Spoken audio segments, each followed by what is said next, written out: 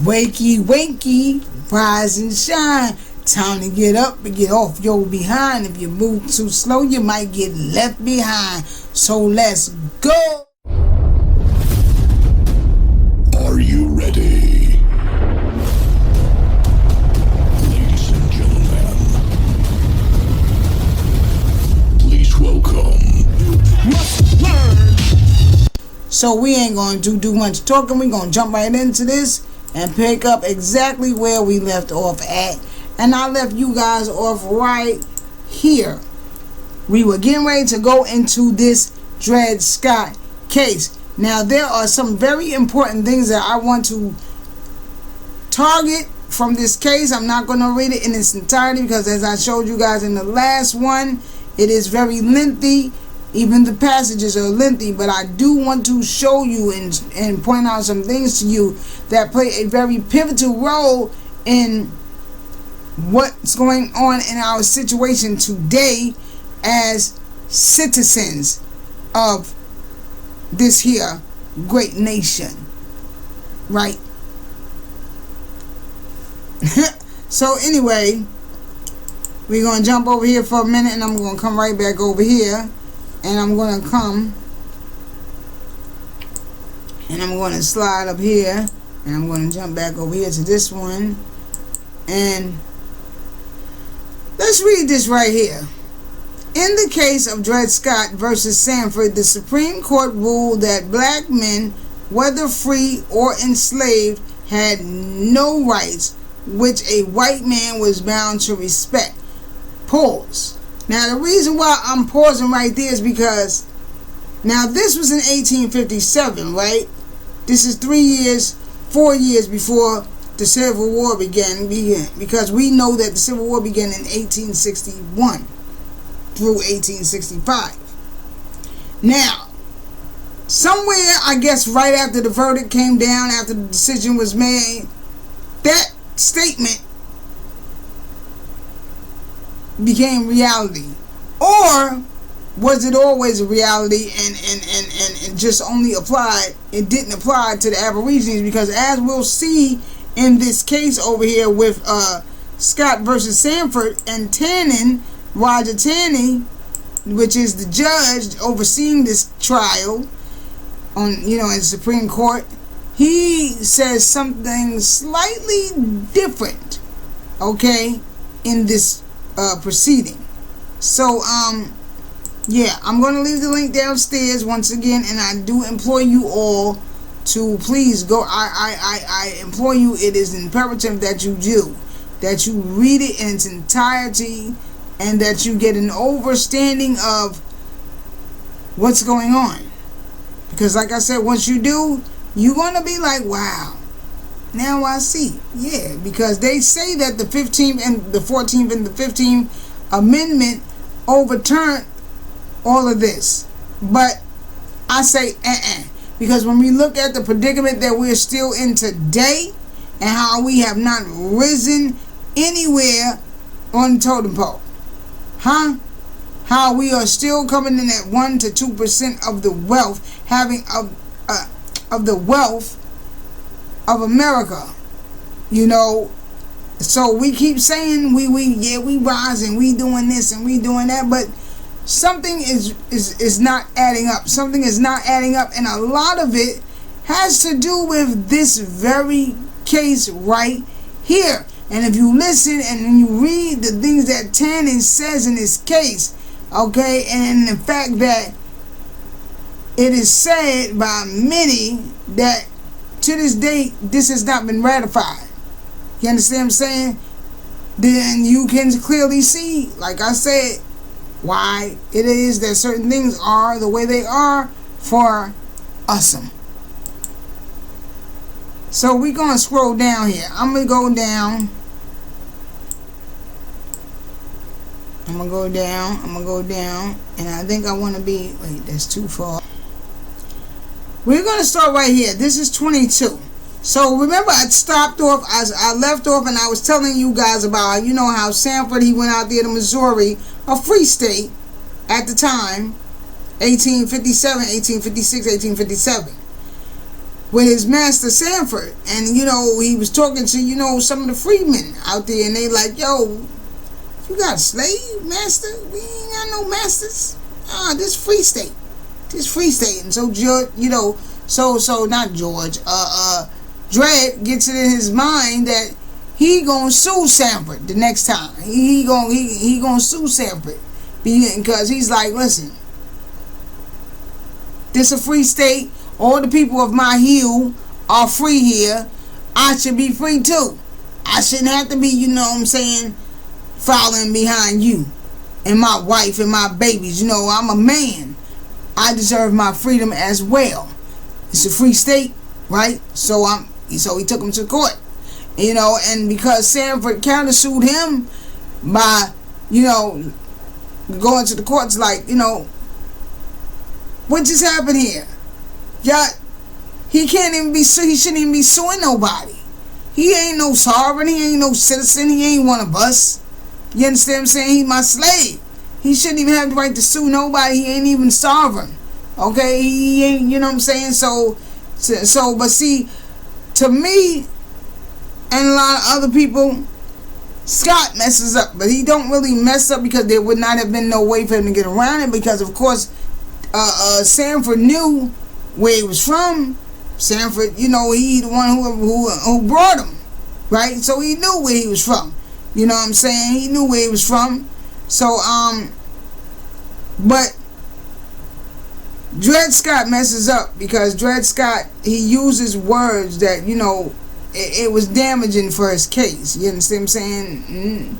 And the words that he used, words such as imported, because what he's really telling the courts is that, okay, look, I want to know, can a Negro whose ancestors was imported here from Africa as slave, and sold as slaves, can I get some of these citizenship rights? Can I become a citizen and get these rights that are applied or given to a citizen as it applies to the United States, as it applies to the Constitution of the United States? I want some of these privileges and immunities. That's what I want, because basically that's really all you get. You know what I'm saying? You get privileges and immunities, but with those privileges and immunities, he's supposed to be able to sue. He wants to know, can he sue? That's really what it's all about. Can me, a Negro whose ancestors are not from here and were imported here from Africa and sold as slaves, can I become a citizen and get the right to sue in court? Because Sanford, remember, countersued, saying he shouldn't have the right to sue because he's a slave, he's an African Negro, he's not a sovereign, he's not a citizen. He should not have the right to sue, right? So Sanford is now coming back like, can I become a citizen and can I get some rights like that so that I can sue? So here we go.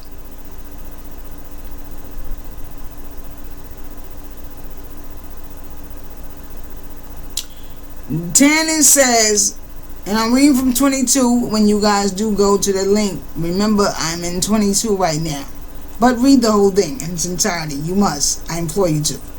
The question is simply this. Can a Negro whose ancestors were imported into the country and sold as slaves become a member of the political community formed and brought into existence by the Constitution of the United States, and as such become entitled to all the rights and privileges and immunities guaranteed by that instrument to the citizen, one of which rights is the privilege of suing in a court of the United States in the cases specified in the Constitution.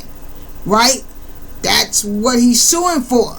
You hear that? He's suing for that.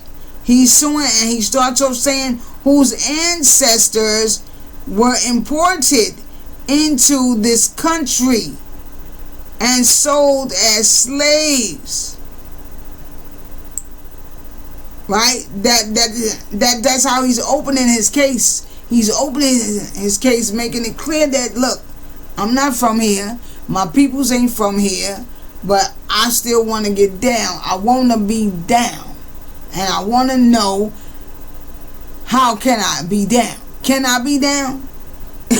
So Judge Tannen comes back and he's like, it will be observed that the plea applies to that class of persons only. I want y'all to pay attention to particular words that Tannen, because Tannen is very clear and very precise in his response, and certain words that he used. Y'all got to check out how he finagles this and the words that they use. I'm telling you, man, the wordologists, you know, the way they play with these words and the way they put these words together, you understand? You'll be surprised how just a little flick of the pen, it messes you all up, baby, because that's why they say, what they say, the pen is mightier than the sword. Oh yeah. So he says that the plea applies to that class of persons only whose ancestors were Negroes of the African race. Whose ancestors were Negroes of the African race. You got that? Yeah. Keep that in mind. So basically what he's saying right there is that this case ain't got nothing to do with nobody else. It ain't got nothing to do with not even these people over here, the Aborigines, the Nijis. It's only applying to Negroes of the African race. African Negroes. Got that? Get it? Good. And imported into this country. And imported into this country and sold and held as slaves. Negroes of the African race that were imported here, right? And sold as slaves. That's all we dealing with.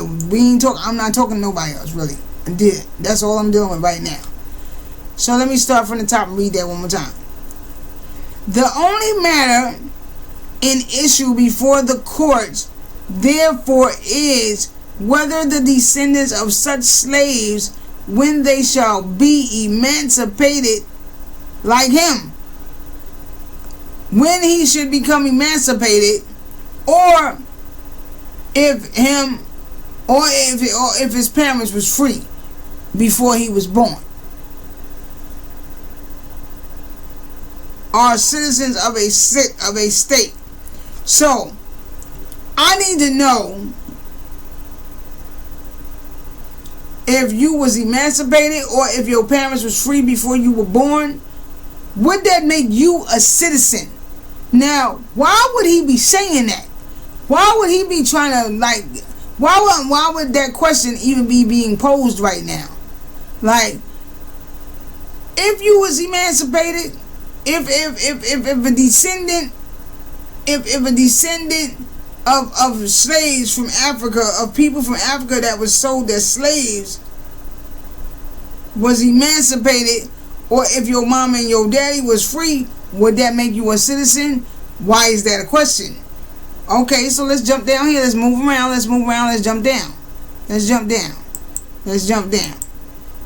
I'm going down and I'm stopping right here. I'm on 28 right now.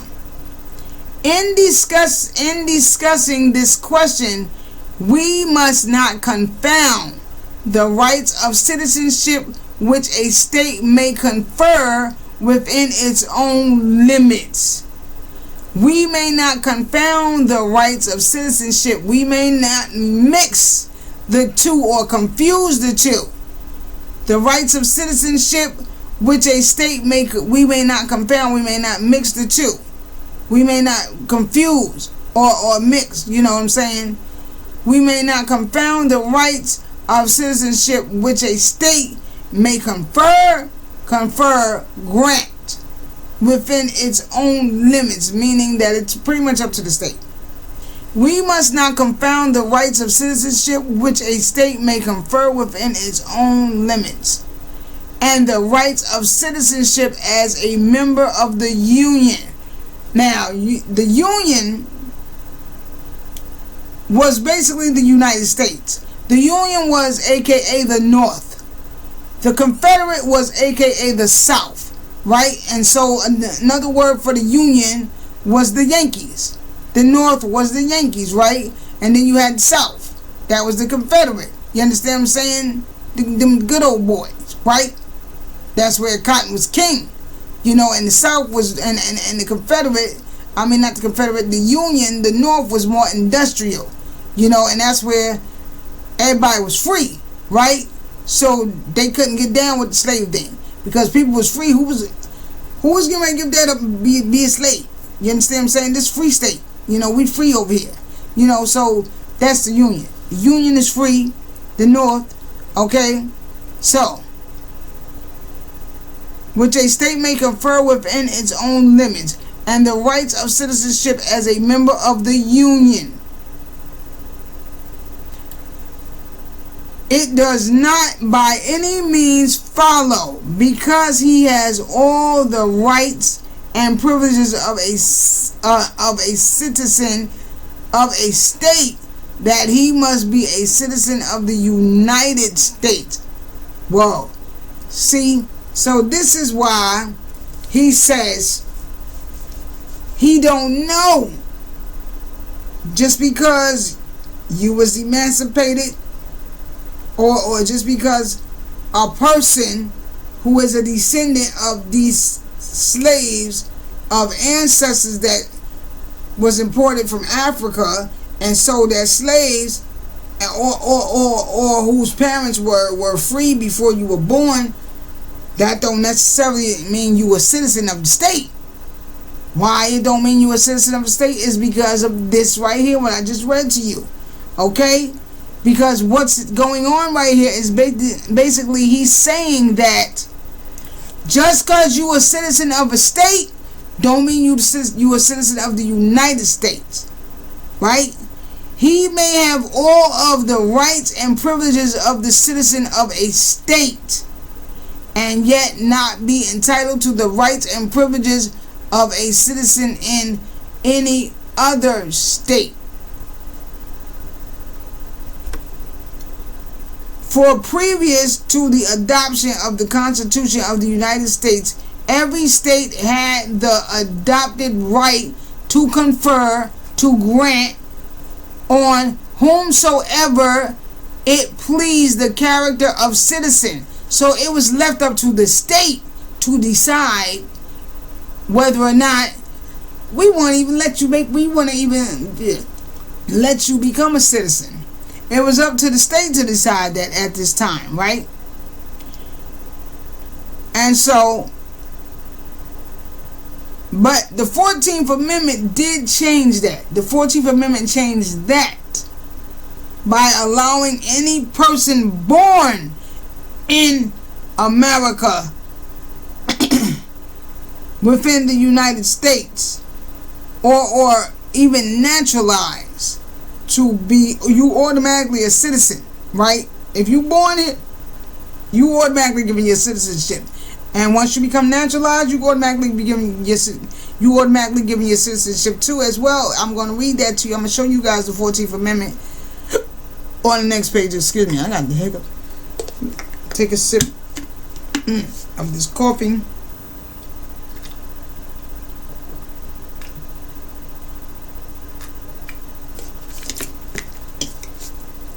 So, y'all get what's going on right here. So this is why he was a little, he was having a hard time with, well, not a hard time, but he had to make that decision because of this. Because at the time, it was really up to the state. You understand what I'm saying? It was really up to the state. Okay? Every state had the undoubted right to confer on whomsoever it pleased the character of citizenship and to endow him with all its rights. So the state did that. The state did that, and the United States had nothing to do with that. Just the states did, okay?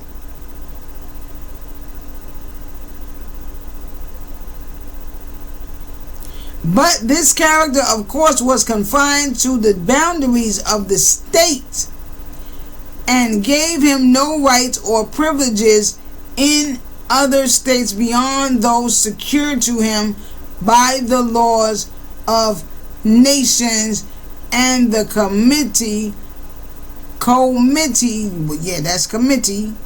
of states. Nor have the several states surrendered the power of conferring these rights and privileges by adopting the Constitution of the United States. Each state may still confer them upon an alien or anyone it thinks proper. So the states have not basically got down with the United States. You understand what I'm saying? Which would be the Union and the Confederate, right? The North and the South. See what I'm saying? And all other of the colonies and states, you know, that formed the U.S. They had not given up that. They had not turned over that. So they still had that right as an autonomy. You understand what I'm saying? To make the decision on their own. When you move to a state, like right now, if you move from wherever you live at to another state, it's up to that state to say whether or not you're a citizen. Isn't that something? Because you might be a citizen where you at right now, and you free, and you got rights to, you got the rights to all these privileges and immunities that come with citizenship. But then you move to, let's say, I don't know, where, another state, and all of a sudden they don't make you a citizen. So this is kind of what was going on there. You see what I'm saying? So now let's move back up here real quick. In the sense in which the word citizen is used in the Constitution of the United States. Remember that. In the sense of which the word citizen is used in the Constitution of the United States, and this being the only matter in dispute on the pleadings, what he's talking, what Dred Scott is here for, the court must be understood as speaking in this opinion of that class only. Remember, I always tell you guys, in this so-called great nation, the only thing that matters, baby, is not race. I need you brothers and sisters to really get this through your head. It is not this. It is not this color that matters the most to them when it comes to the courts, or if it even matters at all. It is your class. It is your status. So while we continuously sit back and throw one another under the bus like bowling balls, just so you can get some clickbait, some likes on your channel, or you know, some subscribers. You know what I'm saying? Hey, I get it, get that bag. But what will you gain? See what I'm saying? And I'm taking this from the Bible, even though I ain't no Bible thumper. What will you gain to lose, to give up your soul? For what? Because at the end of the day, if your class if you ain't in that right class, if your status, if all of those things ain't I's ain't dotted, T's ain't crossed, when those things come when it comes to those things, it don't matter what you got in your bank. It don't matter. They turning down basketball players because they credit fucked up. Can't get no house, but I got $1 million in this sack. See what I'm saying? So hear me and hear me well when I say this to you. It don't matter. It don't matter. So why are you so busy trying to hurry up and get that bag and willing to just do whatever it takes? Kill your brother, kill your sister, throw your brother and your sister under the bus. It won't matter at the end of the day if your class and your what class are you in? What's your status? If those things ain't up to par, ain't where they say him downstairs say it should be, it ain't gonna matter. Okay? So,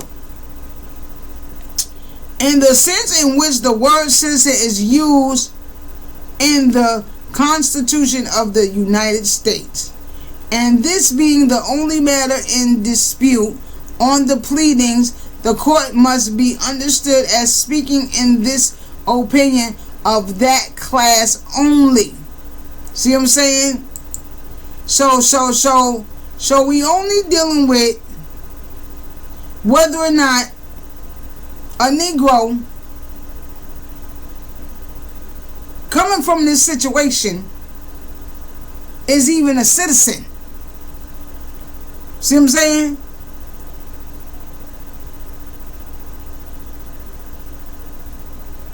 And because that's what it's all about right now. That's one of the only reasons why he can't sue, because he's not a citizen. So basically what's on the line right now is his citizenship. Do you understand that? Because I get tired of hearing so many people arguing the fact that no, they said that black men is 1/3 of a human being, and that applied to all black men and women and everywhere. No. Are you reading the case? Are you reading it and understanding it? He's very clear with what he's saying here. See what I'm saying? Forget about the 15th and because what the 15th Amendment did, gave you the right to be able to vote. You voting and you voting and you voting and you voting. You voting Democrat all the time. And your neighborhoods look like crap. Huh? You get shot down in the street, it take a half an hour for the popo to come. Huh? The 14th Amendment gave you the right to become a citizen if you're born here or naturalized. And what you get? You got something. What we get? Some privileges and immunities. That's what we got. Nowhere in that Constitution do it say anything about rights. And I'm going to show you that. So basically, that's what this is all about. It's all about citizenship. Because see, if he was a citizen, he would have had the right to sue. See what I'm saying? He'd have had that right. Because it says that right here. It says that right here. Where we at? The question is simply this. Blah, blah, blah, blah, blah. And privileges granted by that instrument to the citizen. See what I'm saying? Right here where it says, and as such become entitled to all the rights and privileges. Now mind you, look at this. Here it says rights. Pay attention, because you will not see rights again. You'll not see rights again. But here it says rights and privileges. That later changes.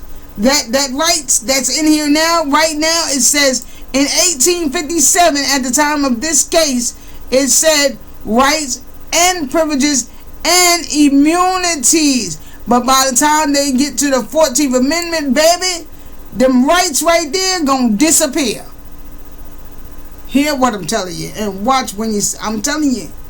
If you know the 14th Amendment, then you know this already. Okay, but yeah, they're gonna disappear. Okay, so guaranteed by that instrument to the citizen. So a citizen would have been able to sue in a court of law at this time, but he ain't no citizen. See what I'm saying? So basically, this is a case of citizenship. But the problem is that he's telling him that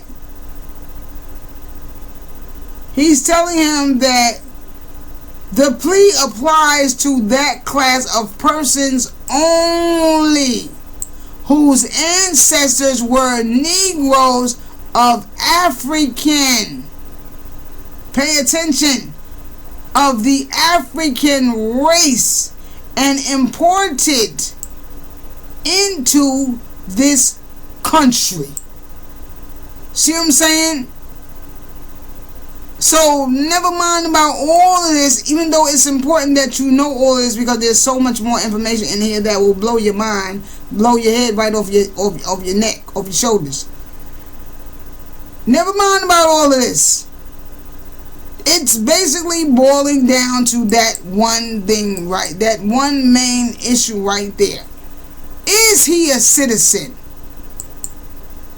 Can he become a citizen? Should he be made a citizen? It's up to the states now. Remember, it told you right there, the states decide at this time whether or not, this is before the 14th Amendment, right? The 14th Amendment don't get eradicated and come around until 1868. We in 1857, right? So he told you right there, like at this time, states had the right to decide who became a citizen and what rights you was granted. Okay, that was left up to the state, because the states had not, I guess, basically amalgamated with the United States. So they still had the rights to make these choices independently, right? So now we see what's going on here, right? With that. So now let's move right over here. Okay? Matter of fact, let me check something. Let's double check something here. Okay, cool. We can do this real quick. Let me get up out of here. So now let's jump back over here. Now, let's look at this part again. Let's read this.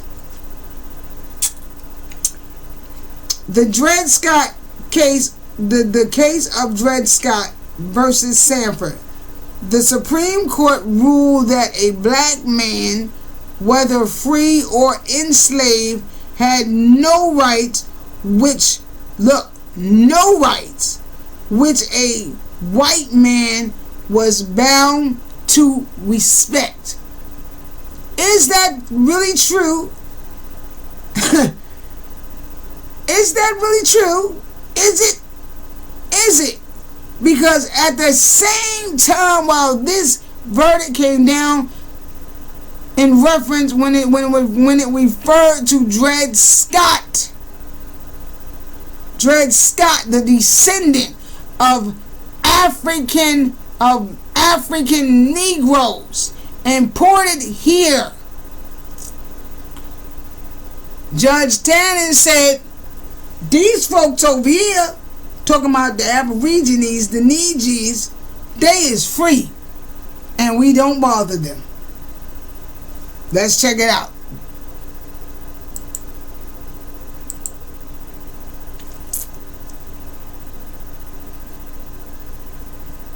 So now let's come over here.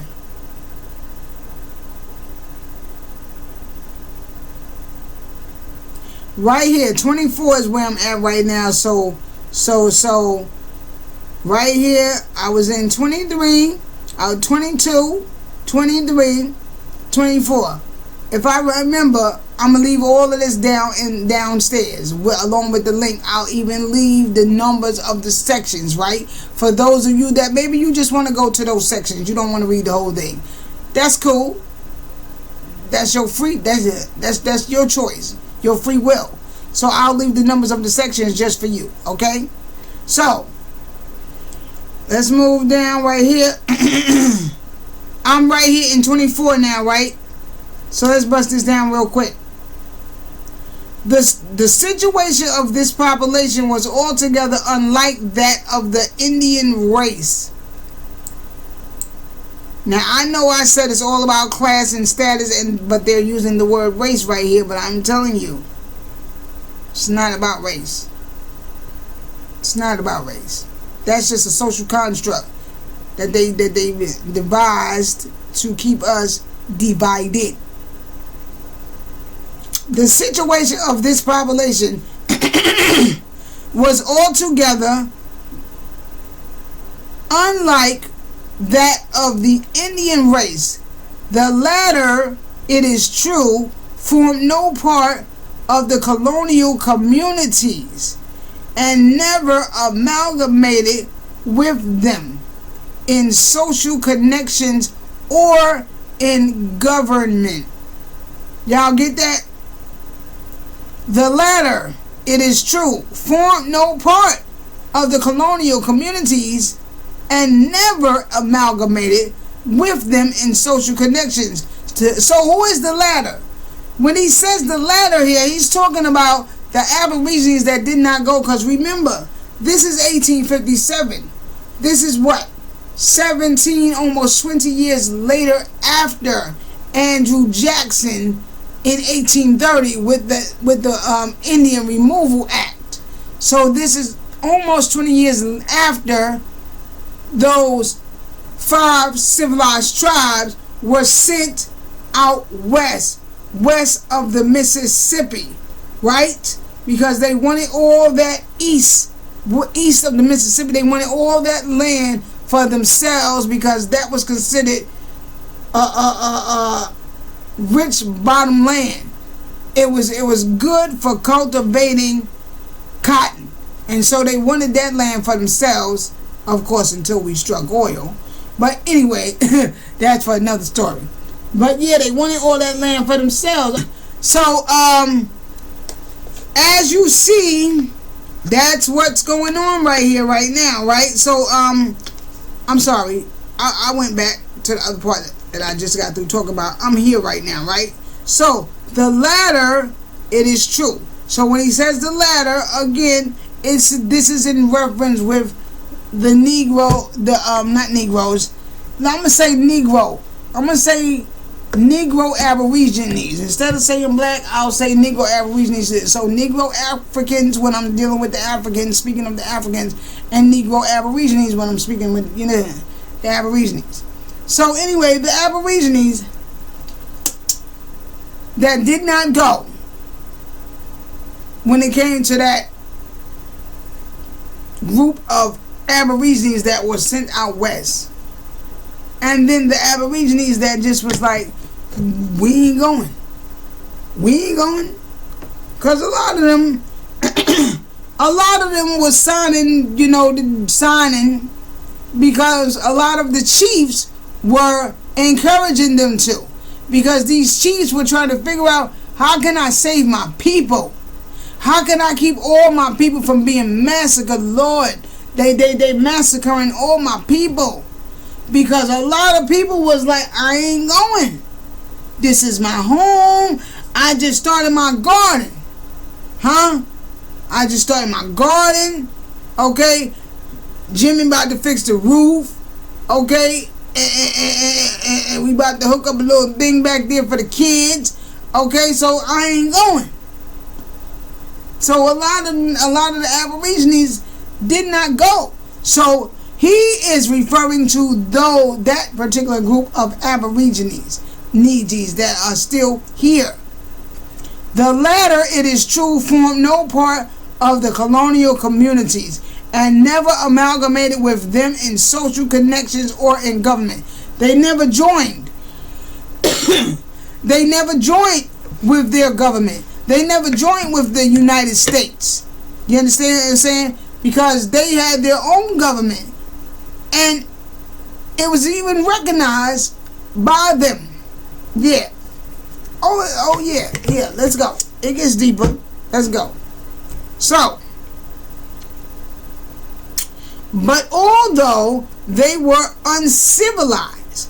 Now, when using the word uncivilized here, I don't want y'all to misconstrue what it means, because I know a lot of times we hear the word civilized, uncivilized. The first thing we think about or think is that they're trying to say we, just straight savages. I mean, not that they weren't calling us or didn't call us savages. Yeah, savage was one of their main words that they loved to use when referring to the Neegi, the Aborigines. You understand what I'm saying? So yes, they did call us savages, but in this case, they're not using uncivilized as to say we were savage, like, swinging from trees, or not using, not using proper diction, not being able to speak, form words. No, that's not what they mean. What they mean is that you had not yet, just like it said right here, they never amalgamated with them in social connections or in government. Basically, never joined. So if you didn't join with the United States back then, yeah, they called you uncivilized. And even though they were uncivilized, they were yet a free and independent people, associated together in nations or tribes, and governed by their own laws. Look, associated together in nations. See, again, recognizing we had nations. I'm telling you, if you ever get a chance to see the transcript of any of these Aboriginal constitutions and compare it to today's constitution, you would be like, wow. Is there anything they don't take and plagiarize? Like, I mean, I'm just saying, because it's very clear that a lot of that was taken. Okay? And governed by their own laws. So better yet, again, he's saying that these people was independent. They're independent, okay? And they associated, they down with their own nations or tribes, and governed by their own laws. They even got their own laws, y'all. And Tannen was recognizing this. The courts recognized this and respected it according to this. Even though we know it's a lot of, it's a lot of gooba gabba in here. We know that it's a lot of, mixed in here too, because come on, man, you can't be respecting us and then massacring us at the same damn time. You understand what I'm saying? But according to this, that's what was going on as far as the latter was concerned. Okay? Because they folks all before that, didn't get the fair end of the stick. But the latter, they are now given some level of respect, right? Some commandment of respect, some level of respect. Okay, so associated together in nations or tribes and governed by their own laws. Many of these political communities were situated in territories to which the white race claimed the ultimate right of dominion. Listen, many of these political communities were situated in territories to which the white race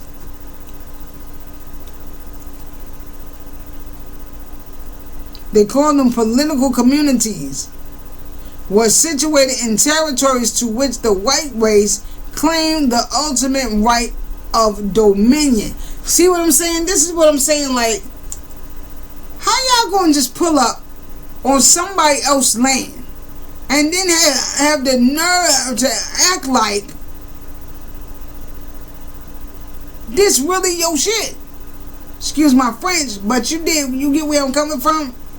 Like my house right here, my garden right here, my baby swings and stuff is right in the backyard, the tricycles and the bicycles all around the front, my car right here, okay, and my horse at the time, but this is all my stuff. This is obviously where me and my family live at. And y'all gonna act like, like y'all got some rights. Many of the political communities were situated in territories to which the white race claimed the ultimate right of dominion. The ultimate right of dominion. See? But that claim was acknowledged to be subject to the right of the Indians. Indians. Recognizing us again as Indians. To occupy as it, to the right of the Indians to occupy it as long as they thought proper. And neither the English nor colonial governments claimed or exercised any dominion over the tribe or nation by whom it was occupied, nor claimed the right to the possession of the territory. So in other words, you see, this is why I said, this is exactly why I said, moving right over here again, this is exactly why I said right here, where it says the court ruled that black men, whether free or enslaved, had no rights which a white man was bound to respect. When did that change? Like the very moment? Because in his proceeding, he's given rights. You heard it. You heard it. We all just read it together. In this proceeding, in this case, he just made it very clear that, yo, these people over here, we don't mess with them. These niggas over here, they is free. If they got their house on that part of the land, y'all not to go over there and mess with them unless they say so. Now if they say it's alright, come on, you can put your stuff over here. Yeah, you can put your house right over there. A little farther back. Yeah, go on back. Okay, yeah, right there. That's good. Okay, unless they say okay. But other than that, you can't just go jumping all and messing with their land. Okay, and they got their own government. See what I'm saying? They was recognized. These nations and tribes was recognized. Their laws, their governments was recognized. Let me finish off the rest of this. But so when did that change is what I'm saying. Like, okay, or did that only just apply to, because in my opinion, but let me finish reading the rest of this and then I'll give my opinion.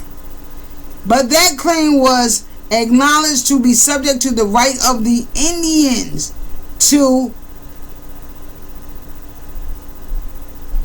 occupy it as long as they thought proper, and neither the English nor the colonial government claimed or exercised any dominion. Neither the English nor colonial government claimed or exercised any dominion over the tribe or nation by whom it was occupied. See what I'm saying? So this is my house right here. This is my garden right here. My kids swing and everything right here. Y'all, they had to respect that. They had to respect that.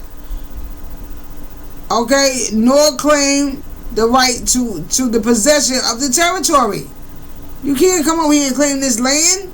How you gonna claim this land? My house is right here. I got my house on the land. So, Tanner and saying you can't do that. Let me turn this heat down. Turn it off, rap. So,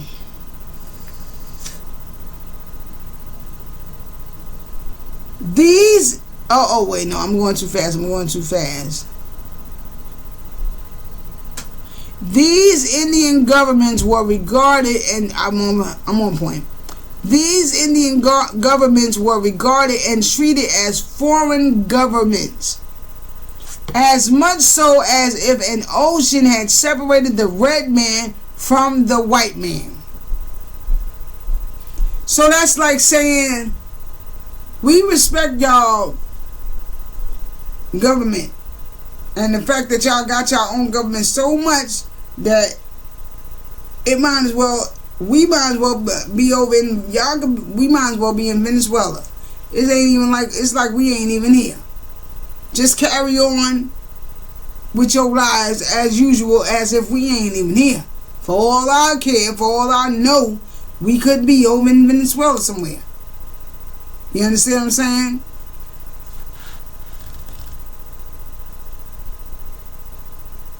As much so as if an ocean had separated the red man from the white man, and their freedom has constantly been acknowledged.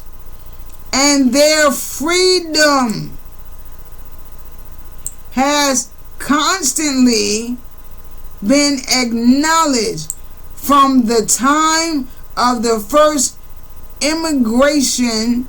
Now notice immigration here is spelled with a E. You see how things change from time to time, letters change from time to time. This is why I be telling people sometimes, why y'all get so huffy and puffy over words? Y'all arguing over words, acting like you so smart and you know so much because you know a lot of words. At the end of the day, all of this shit changed throughout the years. Some of these letters that we use now today wasn't even used at the time that that word was made up, created, or whatever have you. So you know why you go through that? Why do you go through that? You know that's a battle that I don't get into and I don't entertain. You understand what I'm saying? So but it's very clear. See what I'm saying? Has, you know, and their freedoms has constantly been acknowledged from the time of the first immigration to the English colonies to present day. Now, now that right there, that's a little suspect. That's a little suspect. Like I said, it's a lot of goobity gop in here. It's a lot of goobity gop. You know what I'm saying? Because we know that, you know what, Tannen right now, he freestyling. Yeah, he finessing these words. You know what I mean? That's why I say, who is this applying to? This when after the Dred Scott case came down, because if I jump right over here for a minute, I found this little thing on this is like an excerpt. Someone wrote this. I guess this is like a blog or whatever you want to call it. Majority opinion of Supreme Lost Museum CUNY education. So this is coming from CUNY College. A student, somebody, this must be a paper that they wrote on this whole case or whatever. But, so they're saying right here, the question is simply this. Can a Negro whose ancestors, now we don't need to read that. We think people of African ancestry are not, and that they are not included, and were not intended to be included under the word citizens in the Constitution, and can therefore claim none of the rights and privileges which that instrument provides. So basically what they're doing is they breaking down what we just read, right? So this is basically like a little breakdown of everything we reading right now, right? So I don't even really need to read this, right? But what I'm saying here is that yeah, I don't really need to read that, because that's really just a breakdown of everything I'm already reading, right? So what I'm saying is this.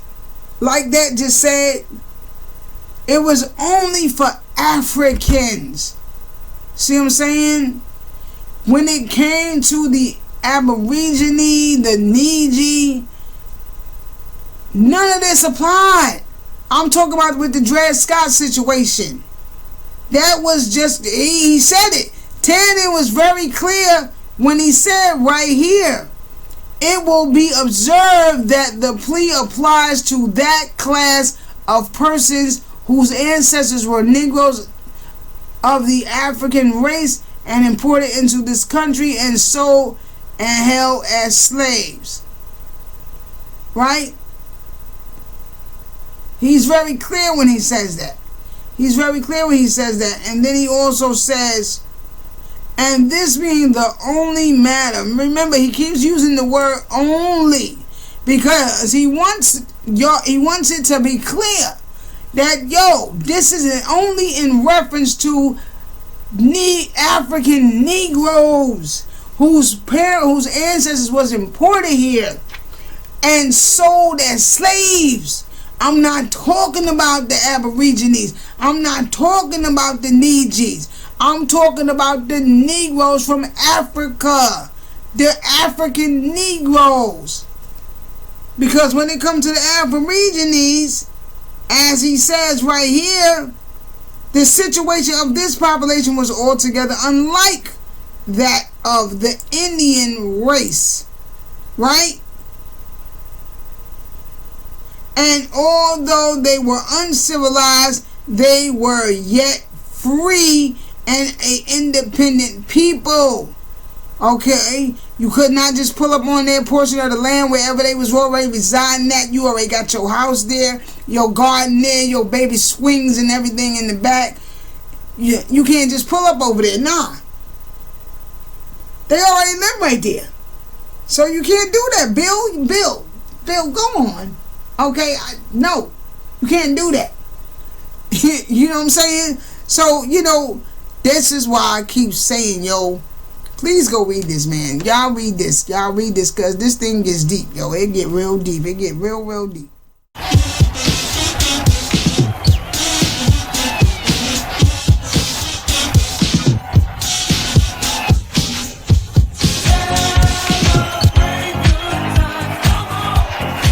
Don't take this ass whipping.